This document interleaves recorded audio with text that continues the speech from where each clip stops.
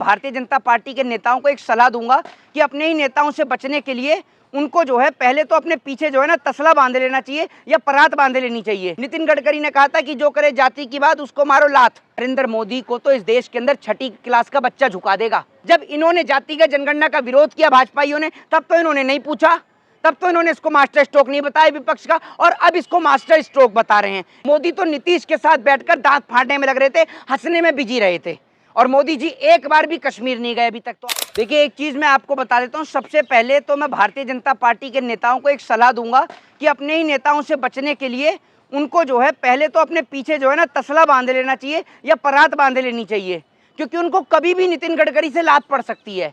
आपको नितिन गडकरी का स्टेटमेंट याद होगा जातिगत जनगणना को लेकर। नितिन गडकरी ने क्या कहा था? नितिन गडकरी ने कहा था कि जो करे जाति की बात उसको मारो लात।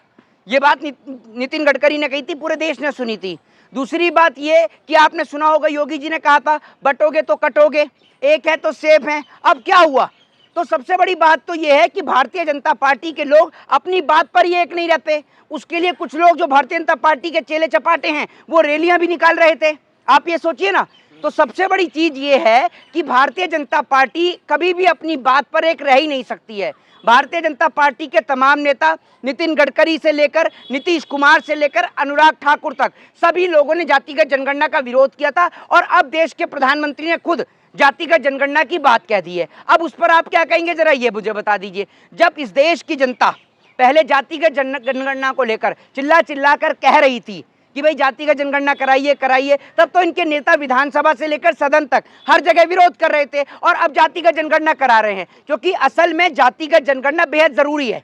ये मैं आपको बता दूं। मास्टर स्ट्रोक बता रही है मीडिया इसको। जी, मास्टर स्ट्रोक जातिगत जनगणना का फैसला। मीडिया की आदत है थूक के चाटने की, ये मैं आपको बता दूं।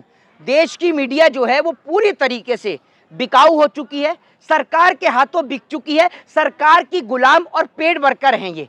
इनको आप ये समझ लीजिए, ये कोई मीडिया नहीं है, ये भारतीय जनता पार्टी के लोग हैं जिन्होंने मास कॉम या जर्नलिज्म करके हाथ में माइक ले लिया है, और भारतीय जनता पार्टी की सदस्यता इनकी लेनी बाकी रह गई है। और क्या पता, सुन लीजिए, क्या पता वो भी ले रखी हो, बस सामने ना दिखाते हो। क्योंकि एक और, जब इन्होंने जातिगत जनगणना का विरोध किया भाजपाइयों ने, तब तो इन्होंने नहीं पूछा, तब तो इन्होंने इसको मास्टर स्ट्रोक नहीं बताया विपक्ष का, और अब इसको मास्टर स्ट्रोक बता रहे हैं। ये ठीक उसी तरीके से बता रहे हैं जिस तरीके से जब प्रधानमंत्री नरेंद्र मोदी विदेश से आए थे तो ये कहा गया कि बिहार से देंगे मोदी पाकिस्तान को जवाब।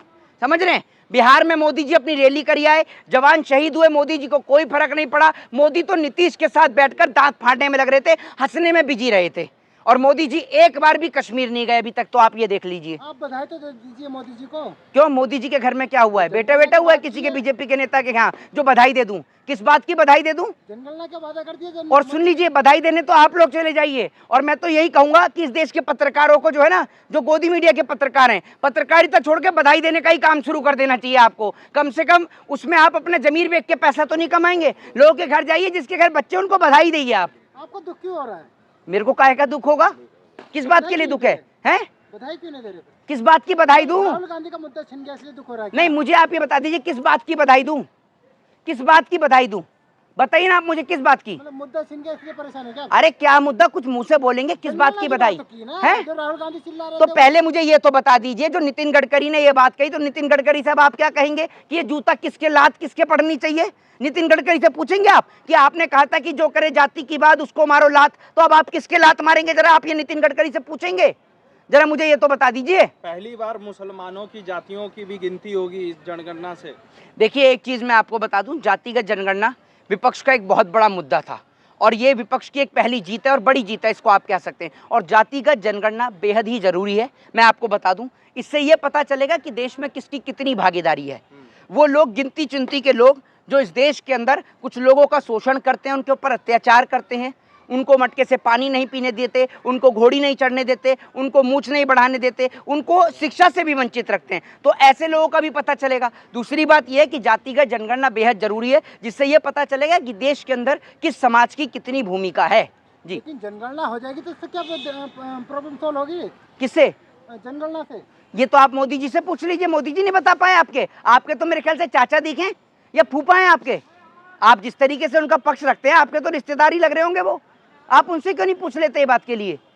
तो क्या फायदा होगा? नहीं फायदा, जैसे मोदी जी किसान बिल के फायदे बता रहे थे, मोदी से पूछो ना आप, पहले जिस तरीके से भारतीय जनता पार्टी जातिगत जनगणना का विरोध कर रही थी, अब जातिगत जनगणना करा रही है, तो इनसे ये तो पूछ लीजिए कि पहले आप जातिगत जनगणना का विरोध क्यों कर रहे थे? क्योंकि असल में भारतीय जनता पार्टी की जो खुद की जो पॉलिसी है वो टोटल फेल पॉलिसी है, चाहे वो किसान का बिल हो, चाहे फिर वो उसके बाद में वक्फ का बिल हो। वक्फ के बिल को लेकर भी आपने देखा होगा सुप्रीम कोर्ट ने किस तरीके से सरकार को जवाब पूछे, सरकार से जवाब नहीं दिए गए। तो सरकार की जो पॉलिसियां हैं वो लगातार गलत पॉलिसियां हैं, जिन पॉलिसी के चलते या तो सरहद पे जवान शहीद होता है या खेत के अंदर किसान शहीद होता है। क्या यही राहुल सरकार की गांधी पॉलिसी ने है। झुका दिया मोदी सरकार को मोदी जातिगत जी, जनगणना पर? भाई ऐसा है, नरेंद्र मोदी को तो इस देश के अंदर छठी क्लास का बच्चा झुका देगा, ये मैं आपको बता सकता हूं।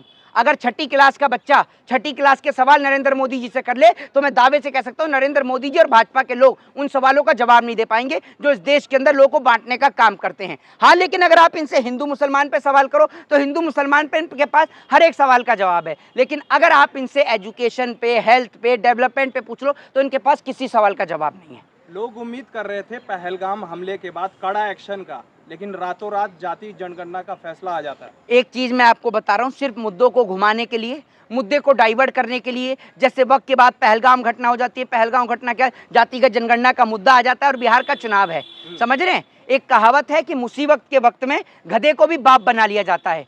ये कहावत आप ये समझ लीजिए भारतीय जनता पार्टी के लोगों पर लागू होती है।